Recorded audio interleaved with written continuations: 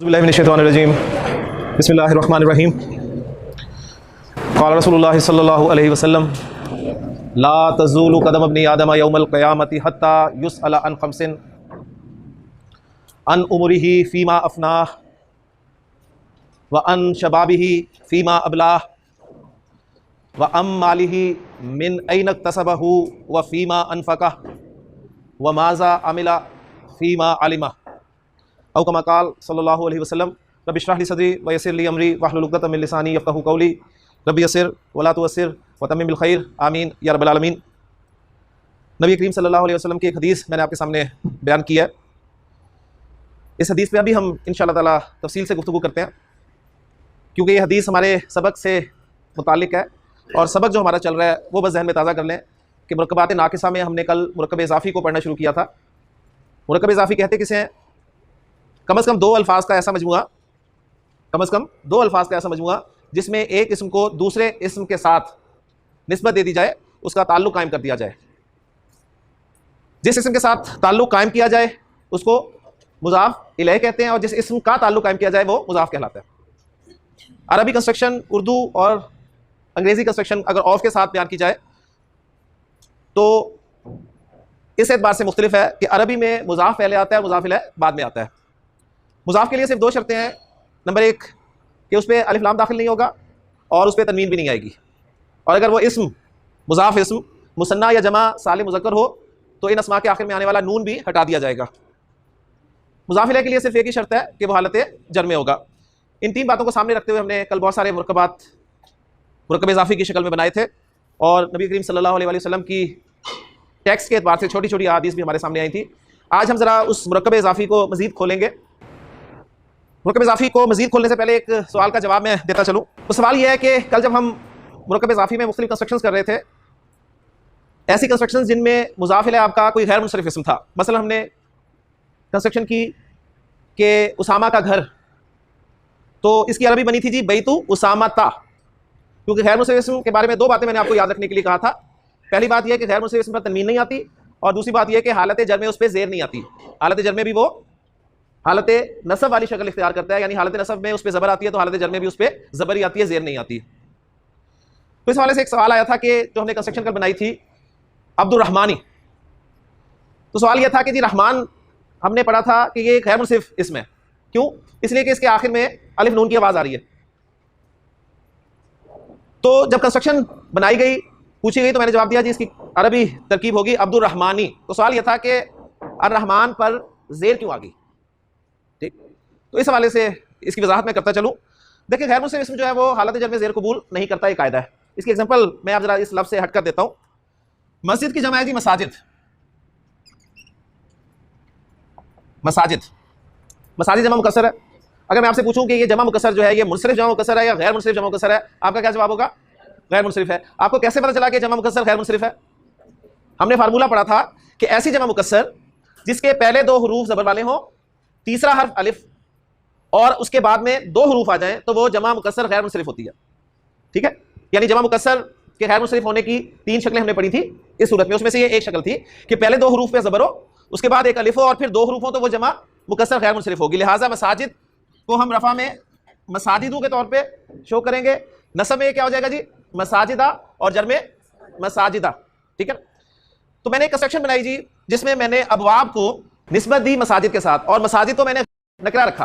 ठीक है, क्योंकि मैंने आपको कहा कि जो मुज़ाफ़ इलैह होगा उस पर आप अलिफ लाम दाखिल करें बेफिक्र होके, तो यहाँ भी आप कर सकते हैं, मसाजिद पे कर सकते हैं, कोई इशू नहीं है। लेकिन अगर फर्ज किया, बात समझाने के लिए कर रहा हूँ, इस पर हमने अलिफ लाम दाखिल ना किया तो कंस्ट्रक्शन कुछ यूँ बनेगी अबवाबु मसाजिदा, अबवाबु मसाजिदा। तो अब मसाजिदा जो है ये जर वाली मसाजिद है। ठीक है, क्योंकि मुज़ाफ़ इलैह जर में होता है और मसाजिद गैर मुनसरिफ़ इस्म है, और गैर मुनसरिफ़ इस्म की जर जो है वो ज़बर के साथ ही आती है। कंस्ट्रक्शन 100% ठीक हुई। लेकिन अब मैं ये चाहता था कि अबवाब को अलिफ लाम वाले मसाजिद इस्म के साथ रिलेट करूं, गोया मसाजिद पर मैं अब अलिफ लाम दाखिल करूं। तो अब जो कंस्ट्रक्शन बनेगी ना वो नोट कर लें, वो होगी अबवाबुल मसाजिदी, अबवाबुल मसाजिदी। अब आप परेशान होंगे ये क्या हो गया? मसाजिद तो गैर मुनसरिफ़ था और गैर मुनसरिफ़ इस्म हालत जर में ज़ेर कबूल नहीं करता, लेकिन यहां पर आपने देखा कि यहां पर गैर मुनसरिफ़ इस्म ने हालत जर में ज़ेर कबूल कर ली। तो माशाल्लाह पढ़े लिखे लोग हैं, आप खुद नतीजा निकाल सकते हैं कि क्या वजह हुई। तो आपको पता चला कि ये सारा कमाल अलिफ लाम का है। जब अलिफ लाम तनवीन वाले किसी इसम पर आया था तो अलिफ लाम की ताकत आपने देखी थी ना, उसने क्या किया था, उसने इसम की तनवीन उड़ा दी थी। इसम पर तनवीन आती थी, उसकी तनवीन ले गया था। अब गैर मुस्लिम इसम पर भी अलिफ लाम दाखिल हुआ तो जाहिर बात है उसने कुछ ना कुछ तो करना है। तो उसने क्या किया, उसने देखा कि गैर मुस्लिम क्या करता है, उसे नजर आया कि गैर मुस्लिम इसम जो है हालत जर में ज़ेर कबूल नहीं करता। उसने कहा कि मैं ऐसे करवाऊंगा। तो अलिफ लाम जब गैर मुस्लिम इसम पर दाखिल हो गया तो अब गैर मुस्लिम इसम भी हालत जर में ज़ेर हो गया। बस ये छोटा सा पॉइंट था कि गैर मुस्लिम इसम हालत जर में ज़ेर कबूल नहीं करता। लेकिन अगर गैर मुस्लिम इसम पर अलिफ लाम दाखिल हो जाए, दो वजूहात हैं जी गैर मुस्लिम इसम के हालत जर में ज़ेर कबूल करने की, दो वजूहात। इसमें से एक आज के सबक से मुताल्लिका थी तो इसलिए उसको बयान कर रहा हूं, दूसरी आगे इंशाअल्लाह ताला फिर बता दूंगा। तो एक वजह गैर मुनसरिफ इसम के हालत जर में ज़ेर कबूल करने की यह है कि जब इस पर अलिफ लाम दाखिल हो जाए तो वो हालत जर में ज़ेर कबूल कर लेगा। तो गोया अलिफ लाम में इतनी ताकत है कि उसने गैर मुस्लिम इसम को हालत जर में ज़ेर कबूल करने पर मजबूर कर दिया। बस ये छोटा सा पॉइंट था, ये अपने नोट्स में ऐड कर ले।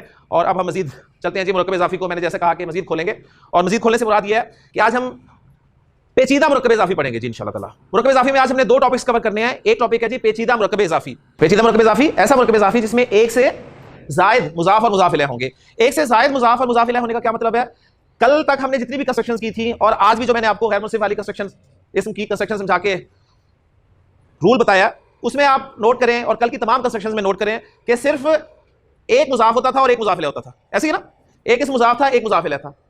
तो उसे आप कह सकते हैं वो सिंपल मुरक्कब इज़ाफ़ी यानी सादा मुरक्कब इज़ाफ़ी। आज मैंने बताया पेचीदा मुरक्कब इज़ाफ़ी क्या मतलब कि ऐसा मुरक्कब इज़ाफ़ी जिसमें एक से ज़ायद मुज़ाफ़ और मुज़ाफ़ इलैह हो। तो गोया एग्जांपल देता हूं मैं, तो बात इंशाअल्लाह ताला एक मिनट में आपको क्लियर हो जाएगी। कल हमने कहा था जी हामिद का घर, आज मैं कहता हूं हामिद के घर का दरवाजा, तो ये पेचीदा मुरक्कब इज़ाफ़ी हो गया। यानी आप इसको सिंपली इतना कह सकते हैं कि सादा मुरक्कब इज़ाफ़ी ऐसा होगा जिसमें सिर्फ दो इस्तेमाल होंगे, और पेचीदा वो होगा जिसमें दो से ज़ायद इस्तेमाल होंगे। मुरक्कब इज़ाफ़ी सादा मुज़ाफ़ और मुज़ाफ़ इलैह का मजमूआ, पेचीदा मुरक्कब इज़ाफ़ी एक से ज़ायद मुज़ाफ़ और मुज़ाफ़ इलैह का मजमूआ। तो हामिद का घर, फिर घर का दरवाजा।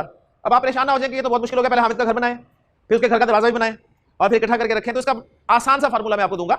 आसान सा फार्मूला इसका ये होगा कि जितने भी अस्मा इसमें इस्तेमाल हैं, जितने भी अस्मा पेचीदा मुरक्कब इज़ाफ़ी में इस्तेमाल होने हैं, उनको आप हाईलाइट कर लें और तीन तीर चला दें जी।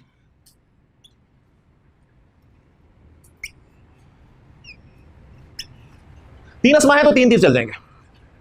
हो सकते हैं चार अस्मा आ जाए। मसलन आप कहें जी हामिद के घर के दरवाजे का रंग, ठीक है, ये भी पॉसिबल है, ये नहीं बढ़ सकती है कंस्ट्रक्शन, लेकिन तीन तक ही हम रखेंगे। तीन अस्मा है पेचीदा मुरक्कब इज़ाफ़ी में तो तीन तीर चल गए जी। बिल्कुल उर्दू में आखिरी वाला पहले ट्रांसलेट होगा, पहला वाला सबसे आखिरी में ट्रांसलेट होगा और दरमियान वाला दरमियान में ट्रांसलेट होगा। तो ये जो उर्दू कंस्ट्रक्शन में सबसे आखिरी लफ्ज है, ये हमारा क्या बन रहा था, मुज़ाफ़ बन रहा था ना। तो गोया मुज़ाफ़ हमारा सबसे पहले आ जाएगा, और मुरक्कब इज़ाफ़ी अरबी में मुज़ाफ़ ही पहले आता है, उसके बाद मुज़ाफ़ इलैह होता है। तो दरमियान वाला इसम जो है ये मुज़ाफ़ इलैह होगा, लेकिन अगले वाले इसम के लिए मुज़ाफ़ भी बनकर आ रहा होगा। अगले वाले इसम के लिए वो मुज़ाफ़ भी बनेगा, और जो उर्दू कंस्ट्रक्शन में पहला इसम होगा वो सिर्फ हमारा मुज़ाफ़ इलैह बनेगा। तो अब जरा नोट करें, इस कंस्ट्रक्शन में एक दो दो मुज़ाफ़ हो गए, एक दो दो मुज़ाफ़ इलैह हो गए। तो इसलिए मैंने इसे पेचीदा मुरक्कब इज़ाफ़ी का नाम दिया कि ऐसा मुरक्कब इज़ाफ़ी जिसमें एक से ज़ायद मुज़ाफ़ और मुज़ाफ़ इलैह इस्तेमाल हो। ठीक हो गया, उसका फार्मूला मैंने आपको दे दिया। तीन अस्मा पर मुश्तमिल मुरक्कब इज़ाफ़ी है तो तीन तीर चला ले, फार्मूला पैट कर ले। अब जो मुज़ाफ़ है उस पर मुज़ाफ़ के कवायद अप्लाई कर दें, जो मुज़ाफ़ इलैह है उस पर मुज़ाफ़ इलैह के कवायद अप्लाई कर दें, जो दोनों है उस पर दोनों के कायदे लगा दें। एक एक करके कायदे लगाते हैं हम। मुज़ाफ़ कौन है, दरवाजा। दरवाजे की अरबी क्या होती है, बाब। बाब पर ना तो अलिफ लाम आएगा और ना तनवीन आएगी, तो मैंने कहा जी बाबू। पहले आसान आसान करें, मुज़ाफ़ इलैह पर है, मुज़ाफ़ इलैह कौन है, हामिद। मुज़ाफ़ इलैह के लिए क्या शर्त है, हालत जर में होगा। तो हामिद, हामिद की हालत जर क्या होगी, हामिदिन, हामिदुन, हामिदन, हामिदिन। अब आए दरमियान वाले इसम की तरफ जो डबल है। घर का लफ्ज जो है ये बाब के लिए मुज़ाफ़ इलैह है और हामिद के लिए मुज़ाफ़ है। दोनों है तो दोनों के रूल्स इकट्ठे करके अप्लाई करते हैं। दोनों के रूल्स इकट्ठे करके अप्लाई करेंगे तो तीन रूल्स बन गए। नंबर एक, अलिफ लाम भी नहीं होगा इस पे। नंबर दो, तनवीन भी नहीं होगी। नंबर तीन, हालत जर में होगा। माशाल्लाह, ये तीनों बातें इस दरमियान वाले इसम पर अप्लाई करें तो दरमियान वाले इसम की शक्ल कुछ यूं बनेगी,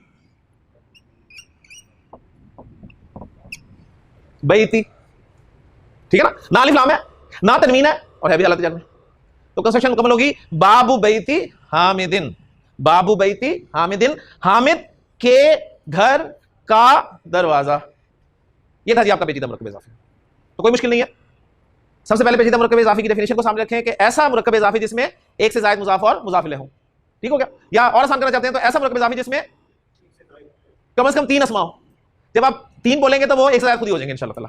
सही हो गया। और उसका सिंपल सा फार्मूला 3 अस्मा है तो 3 चल जाएंगे। 1 2 3, एक मुजाफ होगा, एक सिर्फ मुजाफ इलैह होगा और एक जो दोनों होगा। जो एक एक है उस पर एक एक के कवायद अप्लाई करते हैं, जो दोनों है उस पर दोनों के कवायद अप्लाई करते हैं और बेशुमार पेचीदा मुरक्कब इजाफी जो है वो बनाए। बस ये आपने फार्मूला बना के रख लेना पेज पे, ये बना ले, इसकी कॉपीज कर लें बेशुमार और पेचीदा मुरक्कब इजाफी को ऊपर लिखते जाएं और धड़ धड़ बनते जाएंगे इंशाल्लाह ताला। हाँ जी अब्दुर्रहमान, कंस्ट्रक्शन आपके लिए है अल्लाह के रसूल की बेटी। अल्लाह के रसूल की बेटी जी, तीर शीर सब बने हुए हैं, आपने सिर्फ अरबी रखनी है। एक एक करके बताएं ताकि इनके लिए भी आसानी हो जाए। सबसे पहले मुजाफ बनाओ जी। मुजाफ क्या लफ्ज लेके आऊं? सबसे पहले कौन आएगा? बेटी आएगी सबसे पहले। बिन्त का लफ्ज पहले आएगा, अलिफ लाम भी नहीं होगा, तनवीन भी नहीं होगी, बिन्तु। ठीक, दरमियान वाले में आगे चले, आपको भाषा समझ में आ गई तो दरमियान वाले लफ्ज पे हैं जो कि दोनों ही है, मुजाफ भी है और मुजाफ इलैह भी है। अलिफ लाम भी नहीं आएगा, तनवीन भी नहीं आएगी और हालत जर में भी होगा रसूली, और मुजाफ इलैह अल्लाह हालत जर में, तो बिन्तु रसूलिल्लाह। आप देखना चाहते हैं कि आपकी कंस्ट्रक्शन सही बनी है या नहीं, तो पीछे से अरबी कंस्ट्रक्शन में तर्जुमा करना शुरू कर दें। अल्लाह के रसूल की बेटी, अगर सही तर्जुमा हो रहा है तो कंस्ट्रक्शन आपकी 100% ओके। अल्लाह के रसूल की दुआ, माशाल्लाह से मुजाफ चेंज था जी, दुआउ रसूलिल्लाह। अब आपसे कोई पूछता है जी, बड़ी अरबी पढ़ रहे हैं आप, जरा बताएं जी ये इसम अल्लाह, इसमें ज़ेर क्यों आई हुई है? क्या जवाब देंगे? ये हालत जर में है। ठीक है, ओके, हालत जर में क्यों है? मुजाफ इलैह।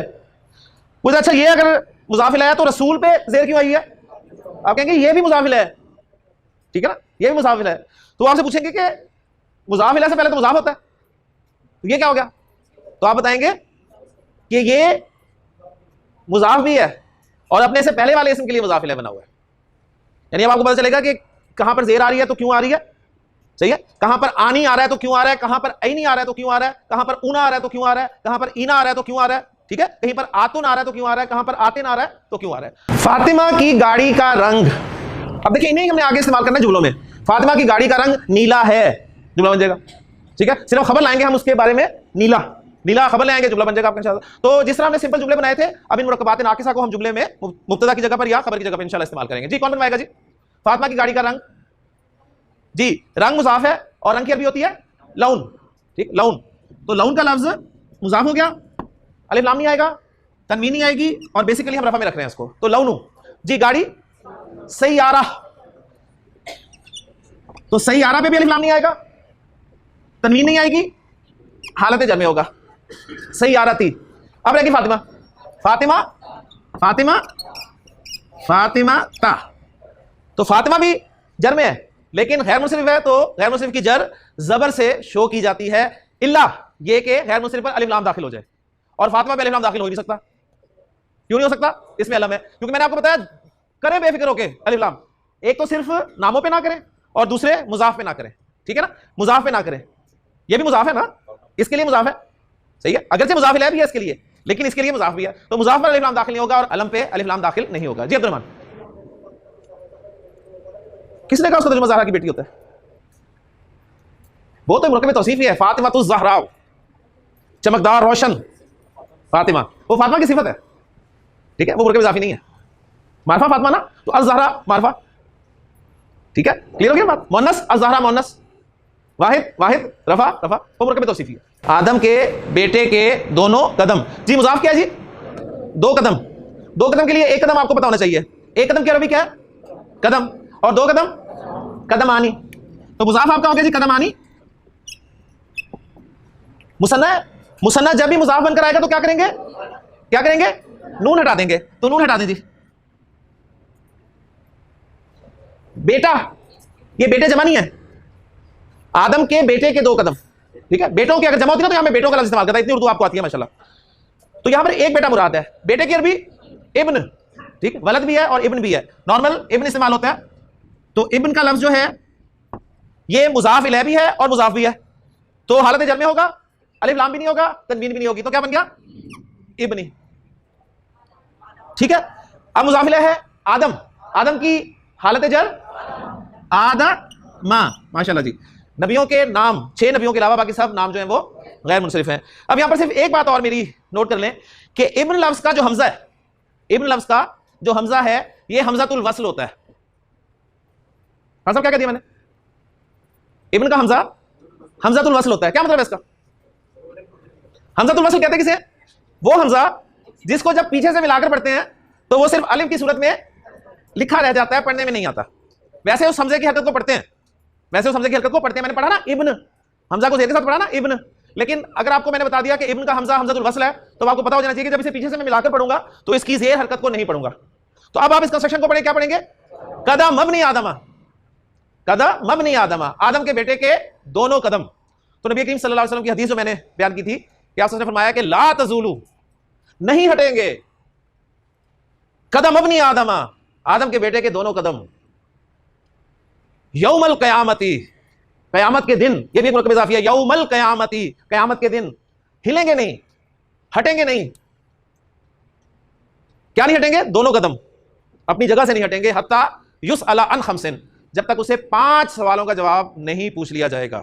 5 सवाल जब तक उससे नहीं पूछ लिए जाएंगे उसके दोनों कदम अपनी जगह से हिल नहीं पाएंगे। अब वो 5 सवाल क्या है, उसके लिए हमें मुरक्कब इज़ाफ़ी में एक छोटा सा टॉपिक और पढ़ना पड़ेगा जी, फिर उस पर आते हैं। लेकिन यहीं पर एक कंस्ट्रक्शन और रिवाइज करते चलें। एक हदीस मैंने आपको सुनाई थी कि अल्लाह के रसूल ने फरमाया कि इन्ना हाज़िहिल क़ुलूब ला तस्दऊ, यकीनन इन दिलों को भी जंग लग जाते हैं, कमा यसदउल हदीदु इज़ा असाबहुल मा, बिल्कुल उसी तरह जिस तरह लोहे को जंग लगता है जब उस पर पानी पड़ता है। तो सहाबा ने जब इलाज पूछा तो आपने इलाज फरमाया, वो भी एक पेचीदा मुरक्कब इज़ाफ़ी की सूरत में था। आपने फरमाया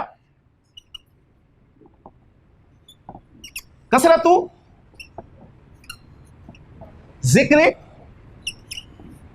अल मौती, मौत की याद की कसरत।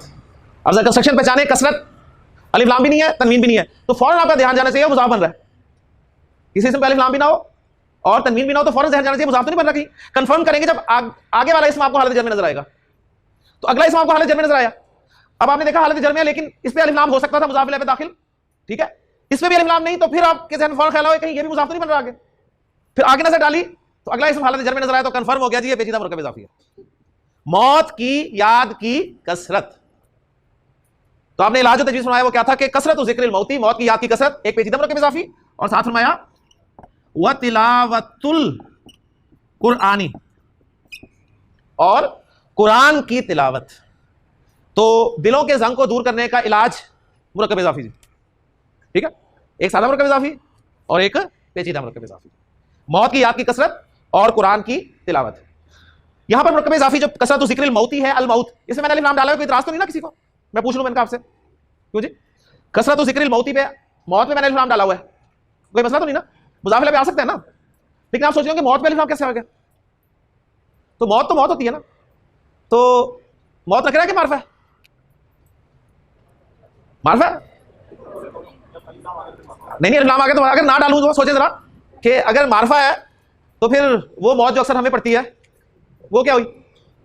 वो नकरा है ठीक है ना, वो नकरा है। ये अलिफ लाम वाली मारफा मौत है जो एक दफा ही पड़ेगी, ठीक है। अक्सर वरना दूसरी मौत तो हमें अक्सर पड़ती रहती है, पढ़ते आते जाते, सही। तो इसलिए डाला हुआ है। डॉक्टर साहब आप कुछ सवाल पूछना चाह रहे थे जी? 2 कदम और दोनों कदम सिर्फ मुहावरे का डिफरेंस है, ठीक है। बस मैंने दोनों कदम इसलिए लिखा कि हदीस में दोनों कदम नहीं हिलेंगे, और अगर मैं ऐसे को 2 कदम नहीं हिलेंगे तो मुहावरा चेंज हो जाता है। आदम के बेटे के 2 कदम हिलेंगे नहीं, आदम के बेटे के दोनों कदम नहीं हिलेंगे, ठीक है। जिस तरह किताब की जमा किताबों भी है, किताबें भी है, तो कहीं आप किताबों रखते हैं, कहीं किताबें रखते हैं। जी आप क्या कह रहे हैं?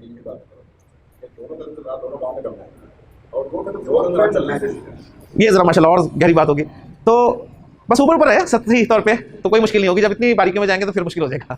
लेकिन अब आगे चलते हैं हदीस को मुकम्मल करने के लिए इंशाअल्लाह ताला। और मुरक्कब इज़ाफ़ी में तीसरा हमारा टॉपिक है, एक तो सादा मुरक्कब इज़ाफ़ी हो गया, एक पेचीदा मुरक्कब इज़ाफ़ी हो गया, और तीसरा टॉपिक है मुरक्कब इज़ाफ़ी में ज़माइर का इस्तेमाल जी। मुरक्कब इज़ाफ़ी का तीसरा टॉपिक हमारा है जी मुरक्कब इज़ाफ़ी में ज़माइर का इस्तेमाल। ज़माइर जमा है ज़मीर की, और ज़माइर को हम पहले एक मरतबा पढ़ चुके हैं। कहाँ पर पढ़ा था हमने ज़माइर को? हमने पहले कहाँ पढ़ा था खान साहब? जुमला इस्मिया में मुफ्ता की जगह पर हमने ज़माइर इस्तेमाल किए थे, ठीक है, मुफ्ता के तौर पे इस्तेमाल किए थे। हुआ, हुमा, हुम, हिया, हुमा, हुन्ना, अंता, अंतुमा, अंतुम, अंती, अंतुमा, अंतुन्ना, अना, नाहनु। Third person, second person, first person. ठीक है, वाहिद, मुसन्ना, जमा, मुजक्कर, मुअन्नस, वही ज़मायर वो इस्तेमाल हुए थे जी मुब्तदा की जगह पर, और मुब्तदा होता है हालत रफा में, लिहाजा मैंने आपको हालत रफा वाले ज़मायर पक्के करवा दिए थे। अब हम देखेंगे कि मुरक्कब इज़ाफ़ी में ज़मायर कहां इस्तेमाल होंगे। तो पहले कोई कंस्ट्रक्शन रखता हूं आपके सामने, फिर देखते हैं जी कहां इस्तेमाल होंगे। कंस्ट्रक्शन है जी मेरी ज़ैद का घर, और इसे आपने बना लिया जी बैतु ज़ैदिन। अब मुझे बताएं ज़ैद का घर बैतु ज़ैदिन, तो ज़ैद का घर में मैं ज़मीर किस जगह पे इस्तेमाल कर सकता हूं? घर की जगह कर सकता हूं या ज़ैद की जगह करूं? उसका घर ही कहूंगा ना, और तो कुछ नहीं हो सकती ना, यानी ज़ैद की जगह पे इस्तेमाल होगी ज़मीर। मैंने कहा जी उसका घर, उसका घर, और अंग्रेजी में क्या कहूंगा? His house. ठीक है ना। तो अब ये ज़मीर है उस, ये इस्तेमाल कहां हो रही है? ज़ैद के लिए, इस जगह पर, और ज़ैद मुज़ाफ़ इलैह है, तो ज़मीर जो है मुरक्कब इज़ाफ़ी में वो मुज़ाफ़ इलैह की जगह पर इस्तेमाल होगी। ये बात अच्छी तरह नोट कर ले। टॉपिक है मुरक्कब इज़ाफ़ी में ज़मायर का इस्तेमाल। तो मुरक्कब इज़ाफ़ी के दो पार्ट्स होते हैं, मेन मुज़ाफ़ और मुज़ाफ़ इलैह। तो ज़मीर जो है वो मुरक्कब इज़ाफ़ी में मुज़ाफ़ इलैह की जगह पर इस्तेमाल होगी, मुज़ाफ़ की जगह कभी नहीं हो सकती, मुज़ाफ़ इलैह की जगह पर ही होगी। ठीक हो गया। दूसरी बात, मुज़ाफ़ इलैह किस इराबी हालत में होता है? हालत जर में। तो लिहाजा हमें ज़मायर भी कौन से चाहिए? जर वाले। हमने तो बड़ी मेहनत करके कौन से याद किए थे? रफ़ा वाले। ठीक है, रफ़ा वाले कौन से थे? हुआ, हुमा, हुम, हिया, हुमा, हुन्ना, अंता, अंतुमा, अंतुम, अंती, अंतुमा, अंतुन्ना, अना, नाहनु। ये थे रफ़ा वाले। अब हमें चाहिए जर वाले।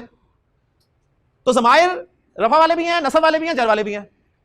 तो रफ़ा वाले हमें मुश्किल से याद हो गए थे, तो आज हम जर वाले याद करेंगे, तो फिर नसब वाले फिर याद करने पड़ेंगे। तो आपके लिए खुशखबरी ये है कि रफ़ा वाले तो आपको याद ही हैं, नसब और जर वाले ज़मायर हम आज याद कर लेंगे, क्योंकि जो चार्ट मैं आपको दूंगा वो नसब वाला भी है, जर वाला भी है। ठीक है ना। तो एक चार्ट बस आपने और याद करना है आज वाला ज़मायर का, और उसमें आपको पता चलेगा कौन कौन से उस वाले ज़मायर के चार्ट से मिलते जुलते हैं और कौन कौन से बिल्कुल मुख्तलिफ हैं। तो अब मैं आपको चार्ट दे रहा हूं ज़मायर का, ज़मायर हालत नसब और जर में।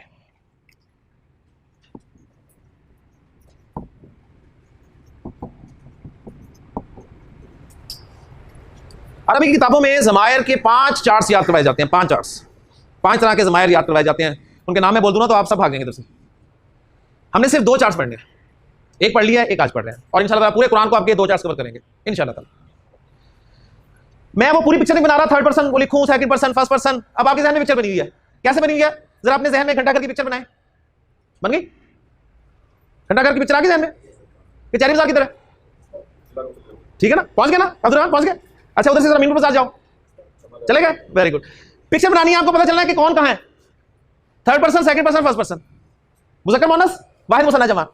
तो हालत नसब और जर वाले ज़मायर बस मैं आपके साथ लिख रहा हूं। पहली ज़मीर यानी हुआ जो रफ़ा वाली थी, उसके मुकाबले में नसब और जर वाली ज़मीर होगी हु। पहले समझ ले, फिर एंड पे लिख लीजिएगा। हु, हुआ के अगेंस्ट, हुआ रफ़ा वाली थी, हु नसब और जर वाली आ गई।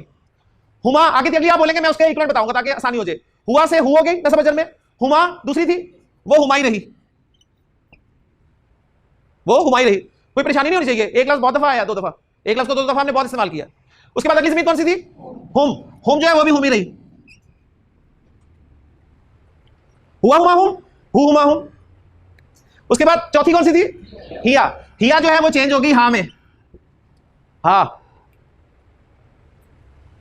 हिया के बाद क्या थी? हुमा। जब हुमा वो चेंज नहीं हुआ तो ये कहां चेंज होगा? उसके आगे था हुन्ना, हुन्ना भी ऐसे रहा। हुआ हुमा हुम, हिया हुमा हुन्ना, रफा वाले। मैं आपसे पूछूं नसब और जर वाले बताएं तो आप कहेंगे हु हुमा हुम, हा हुमा हुन्ना। कोई इशू? अल्हम्दुलिल्लाह। थर्ड पर्सन प्रोनाउंस हो गया, सेकंड पर्सन की तरफ आए। सेकंड पर्सन में पहला कौन सा था? अंता। अंता जो है चेंज हो जाएगा, ये हो जाएगा का, का। अंता से का बन गया, नसब में भी और जर में भी। अंता के बाद अंतुमा, अंतुमा से बन गया कुमा। उसके बाद अंतुम, अंतुम बन गया कुम, का कुमा कुम। अंता की मुअन्नस क्या थी? अंती। फर्क क्या था अंत और अंती में? ज़बर ज़ेर का। तो का की, का की, कुमा। ठीक है, अंतुन्ना था आगे, वो हो गया कुन्ना। का कुमा कुम, की कुमा कुन्ना। उसके बाद आ गया जी अना। अना जो है वो या के साथ शो किया जाता है उसको, या, और ये या कभी साकिन होती है, कभी जबर के साथ आती है। अना को जब भी आप नसब या जर में शो करना चाहेंगे तो उसे या की सूरत में शो करेंगे, और उस या पर कभी आपको कुरान पढ़ते हुए सुकून मिलेगा, कभी जबर मिलेगी। ठीक है, कब सुकून मिलेगा कब जबर मिलेगी ये बाकी बातें अभी पहले नोट कर लें कि इसमें दोनों अलामात पॉसिबल हैं। उसके बाद आ गया जी नहनु। नहनु जो है चेंज हो जाएगा ना में, ना नहनु ना में। तो ये चार्ट है जी आपका नसब और जर वाला। बस एक फर्क ये है कि ये नसब और जर वाले ज़मायर जो होते हैं ना, ये किसी लफ्ज़ के साथ अटैच होकर आते हैं।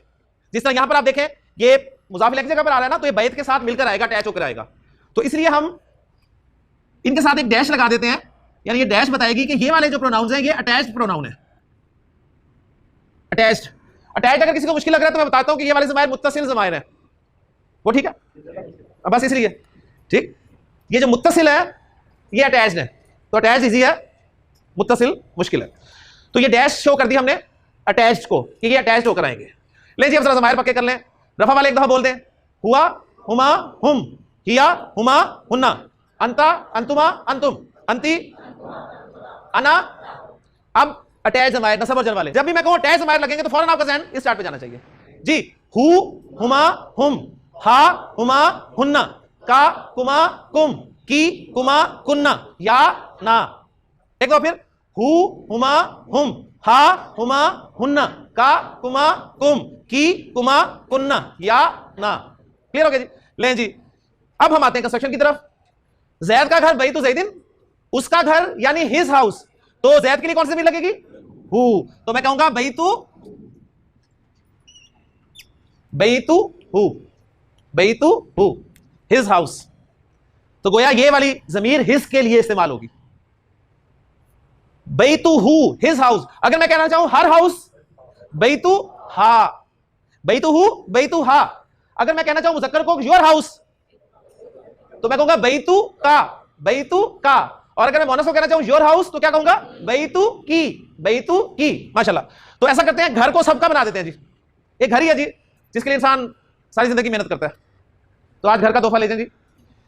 बैतु हु बैतु हुमा, उन दोनों का घर, बैतु हुम उन सबका घर, बैतु हा हर, बैतु हुमा उन दो का घर, बैतु हुन्ना उन सबका घर, बैतु का तेरा घर, बैतु कुमा तुम दोनों का घर, बैतु कुम तुम सबका घर, बैतु की तेरा घर, बैतु कुमा तुम दोनों का घर, बैतु कुन्ना तुम सबका घर। अब ऐसे मेरा घर, और मेरा घर हो, मेरा घर हो, मेरा घर हो तो ऐसे नहीं बनेगा क्योंकि मेरा घर है।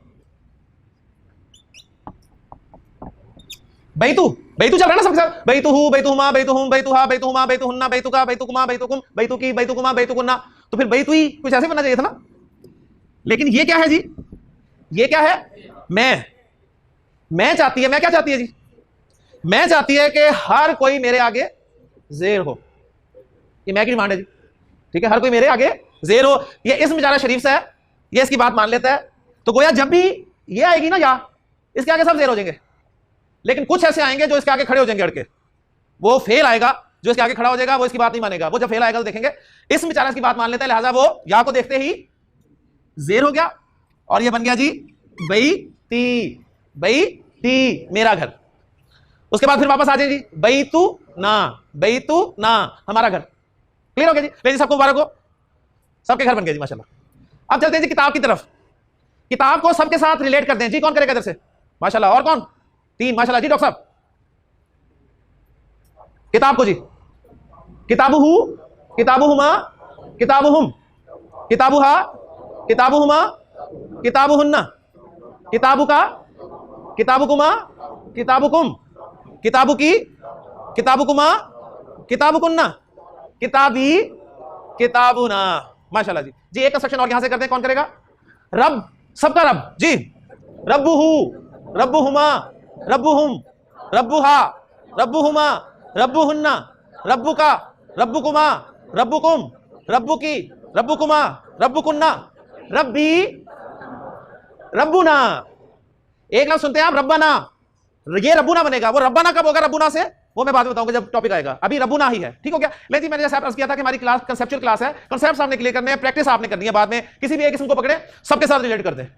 अब जो मैं बहुत अहम बात बताने लगा हूं, पूरी तवज्जो चाहिए आपकी जी। वो पूरी तवज्जो ये है कि ये जो आपकी हु की ज़मीर है ना, हु की ज़मीर, ये कुरान में बहुत इस्तेमाल हुई है, ठीक है? लेकिन कुरान में ये हु की ज़मीर कभी आपको उल्टी पेश के साथ लिखी नजर आती है, कभी आपको यही हु जो है, जो मैंने सीधे पेश के साथ डाला ना, आपको मुसहफ में उल्टे पेश के साथ लिखा हुआ नजर आता है। कभी यही हु की ज़मीर आपको मुसहफ में खड़ी ज़ेर के साथ लिखी नजर आती है, होती है वही है, कभी उस पर उल्टी पेश डाल देते हैं पाकिस्तानी मुसहफ में, ठीक। तो सऊदी का मुसहफ देखेंगे, उसमें आपको उल्टी पेश नहीं नजर आएगी, उसमें आपको सीधी पेश नजर आएगी, उसमें आपको खड़ी ज़ेर कहीं नजर नहीं आएगी, उसमें आपको ज़ेर नजर आएगी, खड़ी ज़ेर नजर नहीं आएगी, ठीक है। पाकिस्तानी मुसहफ में ये हु की ज़मीर जो है कभी आपको उल्टे पेश के साथ लिखी नजर आती है, कभी खड़ी ज़ेर के साथ नजर आती है, कभी आपको ये सीधी ज़ेर के साथ लिखी नजर आती है, और कभी अपनी नॉर्मल शक्ल में नजर आती है। क्या कहा जी मैंने? हु की ज़मीर मुसहफ में आपको कभी तो अपनी असल शक्ल में नजर आएगी, असल शक्ल क्या है इसकी? सीधे पेश के साथ, लेकिन कभी ये उल्टी पेश के साथ नजर आएगी, कभी खड़ी ज़ेर के साथ नजर आएगी, और कभी सीधी ज़ेर के साथ नजर आएगी। सीधी और खड़ी, ये दो टर्मिनोलॉजीज हमारी हैं, ठीक है। अच्छा जी, मसलन आपको एग्जांपल देता हूं मैं, सादा सी सूरह बकरा आपने पढ़नी शुरू की, अलिफ लाम मीम ज़ालिकल किताबु ला रैबा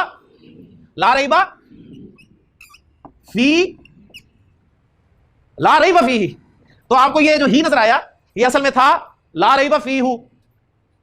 ये क्या था? ला रैबा फीहु, there is no doubt in it. ये हु की ज़मीर जा रही थी बुक की तरफ, ज़ालिकल किताब मुज़क्कर था तो इसके लिए मुज़क्कर की ज़मीर लगी, ठीक हो गया। तो फीही से आपको याद आ गया कि ये हु जो है ये सीधी ज़ेर के साथ आ गई। अब सीधी ज़ेर के साथ क्यों आई, अभी बताता हूं, अभी जवाब देता हूं इसका। फिर अक्सर हम किसी सहाबी का नाम लेते हैं तो क्या कहते हैं? हज़रत अली रज़ी अल्लाह ताला अन्हु।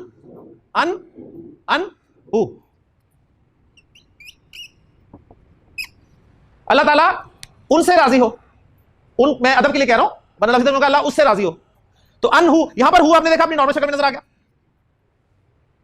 सही। तो आप थोड़ा रिजल्ट निकाल रहे हो, अच्छा इसके पीछे ये हो तो ये आ जाता है, और ये हो तो ये आ जाता है, कोई तुक्के शुक्के लगाएंगे आप, लेकिन मैं आपको एक एग्जैक्ट पिक्चर देता हूं कि कब इस हु पर सीधी पेश आएगी, कब इस हु पर उल्टी पेश आएगी, कब इस हु पर खड़ी ज़ेर आएगी, कब इस हु पर सीधी ज़ेर आएगी, ठीक है जी। तो नोट कर लें, जब भी, पहले समझ लें फिर नोट कर लीजिएगा, इस हु से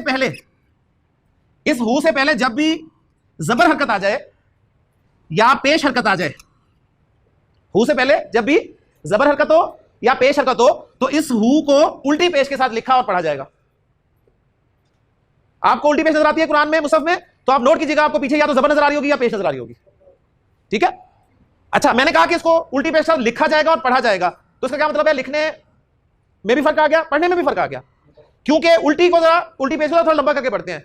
बा पेश बू, बा उल्टी पेश बू, हा पेश हु, हा उल्टी पेश हु, थोड़ा सा लंबा करके पढ़ना है। तो उल्टी पेश कब आती है? जब पीछे जबर हो या पेश हो। अब मुझे बताएं, बैतु हु, यहां पर क्या आना चाहिए? उल्टी पेश आना चाहिए, तो मैं कहूंगा बैतु हु, माशाल्लाह जी। अच्छा जी, दो हरकतें आ गई। हु से पहले अगर ज़ेर आ जाए, तो हु पर खड़ी ज़ेर आती है जी, ठीक है। हु से पहले ज़ेर आ जाए तो हु पर खड़ी ज़ेर आती है। मसलन देखें जी, मैंने कहा बैतु हु, बैता हु, बैती ही, देखे ना, बैत आपका नसब में रफा में है तो बैतु रफा में है ना, नसब में गया तो बैता हु ही रहा, और बैत जब जर में गया बैती हुआ, तो अब ये हु जो है क्या हो जाएगा? बैती ही। बस ये सिर्फ पढ़ने का अंदाज है, वो आप खुद देखेंगे, आपकी जुबान से नहीं निकलेगा बैती हु, ठीक है ना। बैतु हु तो समझ में आ रहा है, बैती हु आप खुद अजीब सा फील करेंगे। तो खड़ी ज़ेर आने की वजह के पीछे ज़ेर हो। सीधी ज़ेर कब आती है? सीधी ज़ेर उस वक्त आती है जब हु से पहले ये सीधी ज़ेर आई है, तो रिजल्ट निकालें, साकिन या आ जाए, तो इस हु को सीधी ज़ेर के साथ लिखा और पढ़ा जाएगा। सिर्फ साकिन या, अदर देन या कोई हर्फ साकिन हो, जैसे कि अन में देखा आपने साकिन था लेकिन या नहीं था, अगर या होता तो ज़ेर आती। अदर देन या कोई साकिन हो तो हु नॉर्मल शक्ल में, और जो भी सूरत होगी उस सूरत में हु को अपनी असल शक्ल में पढ़ा जाएगा। तो बस ये तीन चीजें थी जी। हु से पहले जबर पेश आ जाए तो उसको उल्टे पेश पढ़ना और लिखना है, हु से पहले ज़ेर आ जाए तो खड़ी ज़ेर के साथ, और हु से पहले या साकिन आ जाए तो सीधी ज़ेर के साथ, वरना हु जो है वो अपनी नॉर्मल शक्ल में लिखेगा। वक्त हो रहा है तो मैं उस हदीस को अब आपके सामने रखता हूं और मुकम्मल करता हूं जी, कि नबी करीम सल्लल्लाहु अलैहि वसल्लम ने जो इरशाद फरमाया कि आदम के बेटे के दोनों कदम नहीं हिलेंगे अपनी जगह से जब तक उसे 5 बातों के बारे में पूछ नहीं लिया जाएगा। वो 5 बातें क्या हैं? उन 5 बातों का ताल्लुक भी मुरक्कब इज़ाफ़ी से है, और ऐसे मुरक्कब इज़ाफ़ी से है जिसमें ज़मीर का इस्तेमाल हुआ है। तो पहले जरा कुछ मुरक्कब इज़ाफ़ी बनवा दें मुझे, ठीक है, फिर इंशाअल्लाह ताला इस हदीस को देखते हैं। मैं कहना चाहता हूं हिज एज, उसकी उम्र। पहला सवाल होगा जी उसकी उम्र के बारे में पूछा जाएगा, अबाउट हिज और हर एज। तो हिज एज, चूंकि खिताब मुज़क्कर से ही ज्यादा, आप देखेंगे कुरान भी मुज़क्कर से भरा हुआ है, तो हदीस में भी खिताब जो है मुज़क्कर से ही है, ठीक है। तो उसकी उम्र क्या कहूंगा मैं, उमरू हु, उसकी उम्र। अच्छा, अगर उमरू हु को मैं उमरू की जगह उमरी कर दूं तो क्या बचेगा, खड़ी जेर आ जाएगा, उमरी ही। तो उसने फरमाया कि जो 5 बातें उससे पूछी जाएंगी, अन उमरी ही, उसकी उम्र के बारे में पूछा जाएगा कि वो कहां लगाई, अन उमरी ही फीमा अफना, उम्र कहां फना की, हमने तुम्हें 50 60 70 80 90 100 साल की उम्र दी थी, कहां लगा कर आए हो, ये जवाब देना पड़ेगा आदम के बेटे को। दूसरा सवाल, और आपने फरमाया कदम नहीं हिला सकेगा अपने जब तक सब बातों का जवाब ना दे पाए, उम्र का जवाब देना पड़ेगा, हाँ भी कहां लगाई उम्र। फिर उम्र का जवाब लेने के बाद सवाल होगा अन शबाबी ही। अब ये देखें आप, ये शबाबी ही असल में था शबाबू हु, उसकी जवानी, तो अबाउट हिज, ठीक है, यानी उसकी जवानी के बारे में पूछा जाएगा, जवानी कहां लगाई। उम्र में जवानी आ गई थी ना, 80 साल 90 साल 100 साल में जवानी आती है ना, और माशाल्लाह आपको वैसे पता ही है। तो पहले सवाल में ही इसका जवाब था, लेकिन यह सवाल अलग से पूछा जाएगा, ये जवानी कहां लगाई, क्यों, जवानी में इंसान बहुत कुछ कर सकता है, ठीक है ना, ताकत भी होती है और अज़्म बड़े मजबूत होते हैं, जो चाहता है कर डालता है, ठीक है। तो स्पेशल जवानी के बारे में पूछा जाएगा। और यहीं पर उस बात को भी साथ जोड़ लें, नबी करीम ने जो फरमाया कि 7 किस्म के अफराद को अल्लाह ताला अपने अर्श के साए तले जगह अता फरमाएगा, जिस वक्त किसी किस्म का साया नहीं होगा। उसमें एक कैटेगरी आपने फरमाई कि वशाबुन, ऐसा नौजवान नशअ फी इबादतिल्लाहि ताला, जो अल्लाह की इबादत में जवान हुआ हो, वो भी अल्लाह के अर्श के साए तले होगा जिस दिन किसी किस्म का साया नहीं होगा। तो जवानी की इबादत बड़ी बात है जी। दूसरा सवाल शबाबी ही फीमा अबला, जवानी कहां खपाई। तीसरा सवाल व अम माली ही, जो कैसे में था मालूहू, व अम माली ही, अबाउट हिज माल, उसके माल के बारे में पूछा जाएगा। और माल के बारे में 2 सवाल पूछे जाएंगे। पहला सवाल मिन ऐन इक्तसबहू, कमाया कहां से, जरिया आमदनी क्या था, हराम हलाल, सूद रिश्वत क्या था, एक। दूसरा वफीमा अनफकहू, खर्च कहां पर किया। तो तीसरा सवाल 2 पार्ट्स के साथ होगा, यानी अलग अलग सवाल हो गए। पहला सवाल अन उमरी ही, दूसरा अन शबाबी ही, तीसरा और चौथा अम माली ही, माल कहां से कमाया और खर्च कहां किया। और 5वां और आखिरी सवाल बड़ा अहम, बहुत हिला देने वाला, माजा आमिला, और एक बात में आया अमली ही, अमल के बारे में। और इस रिवायत में जो मैंने आपके सामने कोटी से फरमाया, माजा आमिला, अमल क्या किया, माजा आमिला, क्या अमल किया, मा अलिमा, जो कुछ इल्म था, जो मालूम था, अमल क्या किया, अमल के बारे में सवाल होगा। इसका तर्जुमा मैंने बिल्कुल आसान लफ्ज़ों में इसलिए किया कि आमतौर पर इसका तर्जुमा मिलता है कि जो इल्म हासिल किया उस पर क्या अमल किया, तो उसका नतीजा ये निकलता है क्लास खाली हो जाती है, कि ना इल्म हासिल करो ना जवाब देना पड़ेगा। तो इसलिए इसका आसान तर्जुमा किया कि जो मालूम था उस पर अमल क्या किया। आप में से कोई शख्स ऐसा है जिसे पता नहीं है कि 5 वक्त की नमाज फर्ज है हम पर, इधर कोई ऐसा भोला इंसान जिसे पता ही नहीं कि 5 वक्त की नमाज फर्ज है। अगर सबको पता है तो क्यों नहीं पढ़ते। हम गिनते हैं, कल पूरी 3 नमाजें पढ़ी मैंने, पूरी 3। ये नमाजें कितनी होती है, पूरी 5 होती हैं, पूरी 3 पढ़ी। 5 अगर 5 दिन पढ़ ली ना, और ऊपर से हाल भी हमारा ऐसा, 5 अगर 5 दिन पढ़ ली मुसलसल, तो इंतजार होता है कि शायद अब कोई वही नाजिल होने लग जाए। इन अजीब कैफियत है हमारी। किसको नहीं पता आप में से झूठ बोलना बुरी बात है। कोई मासूम जिसे पता ही नहीं, अच्छा झूठ बोलना बुरी बात है, मुझे पता ही नहीं था, कोई ऐसा नहीं।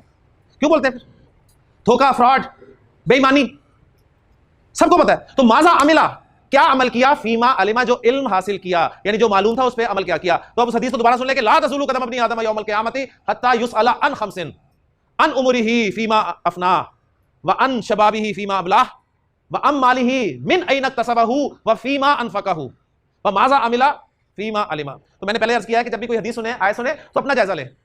आप कहां खड़े हैं, क्या हम इन 5 सवालों के जवाब देने के काबिल हैं। अगर हैं तो बहुत खुशी की बात है, कल से कोई जरूरत नहीं क्लास में आने की। लेकिन अगर नहीं है तो कोशिश करें जी। अल्लाह ताला से दुआ है कि अल्लाह ताला जो कुछ सुना है उसे याद रखने की, उस पर अमल करने की तौफीक अता फरमाए। तो पेचीदा मुरक्कब इज़ाफ़ी में ज़माइर अल्हम्दुलिल्लाह टॉपिक मुकम्मल हो गया। इसमें मजीद कुछ 2 चीज़ें हैं, इसमें हुमा, हुम और हुन्ना के मुतालिक, ठीक है, वो इंशाअल्लाह ताला अगले लेक्चर में मुख्तसर सी बात करके उसको भी मुकम्मल कर दूंगा। अल्लाह ताला से दुआ है एक मतलब फिर कि अल्लाह ताला हमारे लिए आने वाले असबाब को भी आसान फरमाए। सुब्हानकल्लाहुम्मा व बिहम्दिका अशहदु अल्ला इलाहा इल्ला अंता अस्तगफिरुका व अतूबु इलैक।